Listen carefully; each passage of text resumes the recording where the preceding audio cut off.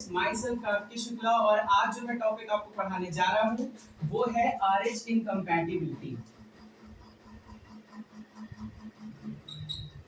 आप ये देखिए, आप सबने RH के बारे में पहले से सुन रखा होगा कि RH जो होता है हमारा that is also known as antigen, और ये सबसे पहले किसमें फाइंड आउट किया गया था? रीसस मंकी में।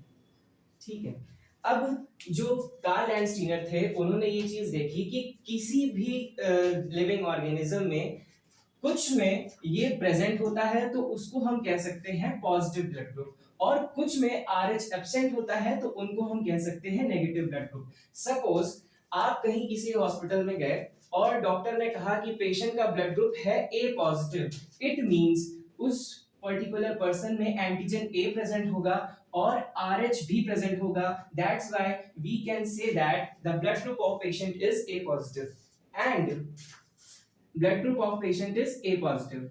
एंड अगर डॉक्टर कहता है कि उसका ब्लड ग्रुप O नेगेटिव है, इट मींस उसकी बॉडी में RH फैक्टर एब्सेंट होगा। So we are going to study RH incompatibility today. Suppose there is a mother whose blood group is positive. Suppose it is A positive, for example A, and there is a father whose blood group is also positive. So the baby is going to be positive. Now, second case, if a mother's blood group is negative and the father's blood group is also negative, then baby is going to also negative.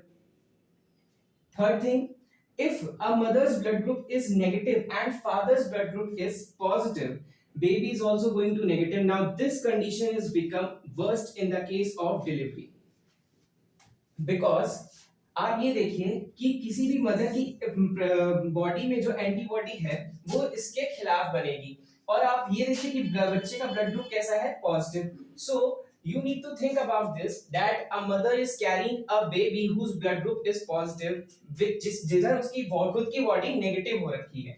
तो इस condition में क्या होता है? RH incompatibility सामने आती है। Suppose that this is a womb of a mother and this is the baby, and foetus का ब्लड ग्रुप क्या है? फीटस का ब्लड ग्रुप है पॉजिटिव और मदर की खुद की बॉडी कैसी है? नेगेटिव है। इस कंडीशन में क्या होता है? मदर की जो बॉडी होती है डिलीवरी के टाइम पर एक एंटीबॉडी रिलीज करती है जिसका नाम होता है IgM antibody. IgM antibody release करती है, और ये एंटीबॉडी क्या करती है? ये सबसे पहले आकर के प्लासेंटा मेम्ब्रेन को क्रॉस तो ये कर नहीं पाती, बट इसकी कोशिश ये होती है कि ये जा करके सबसे पहले जो बेबी है इसकी आरबीसीज को डिस्ट्रॉय करना स्टार्ट कर देती है।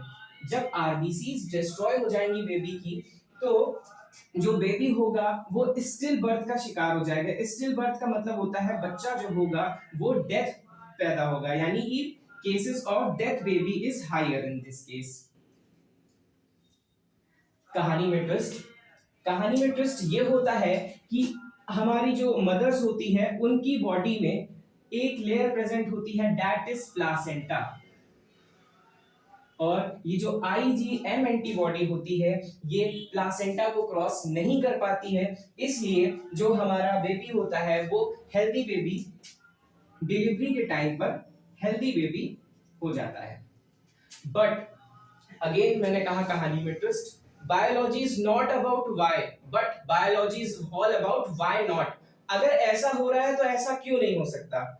एक बार तो चलिए फर्स्ट डिलीवरी के टाइम पे ये चीज हो गई, हमने मान लिया, लेकिन at the time of second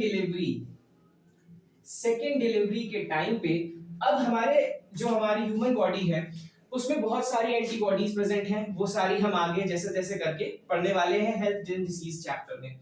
अब क्या हुआ कि एक बार मदर की बॉडी ने देखा कि हमने एक बार IgM एंटीबॉडी भेजी थी तो इसका कुछ हुआ नहीं, अब ये फिर से पॉजिटिव कैरेक्टर हमारे पास कैसे आ गया?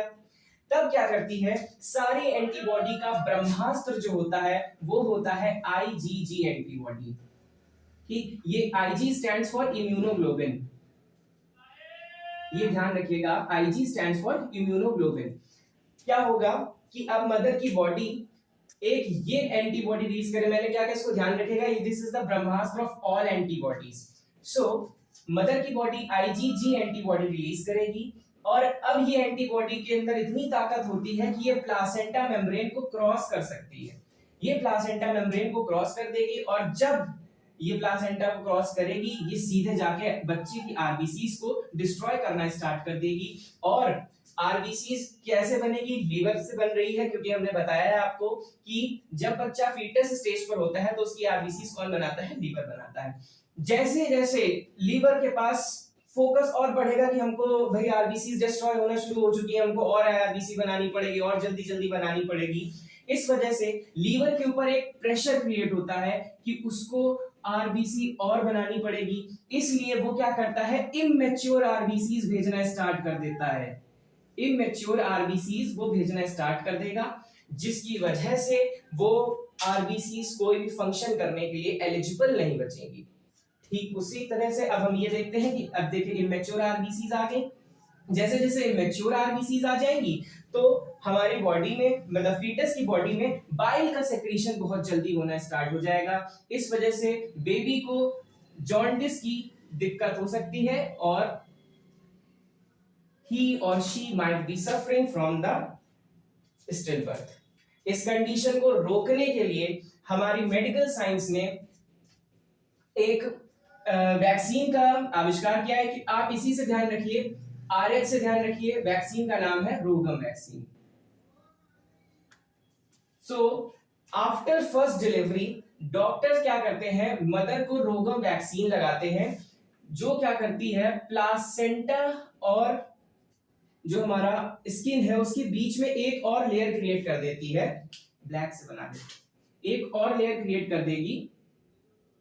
अब ये जो आईजीजी एंटीबॉडी होगी ये इस आर्टिफिशियल द्वारा बनाई गई लेयर को क्रॉस नहीं कर पाएगी। इस वजह से बेबी जो होगा वो हेल्दी बेबी डिलीवरी के टाइम पर हो जाएगा। So this is all about RH incompatibility. और आपको ये कैसा लगा हमें कमेंट करके जरूर बताइएगा। Thank you.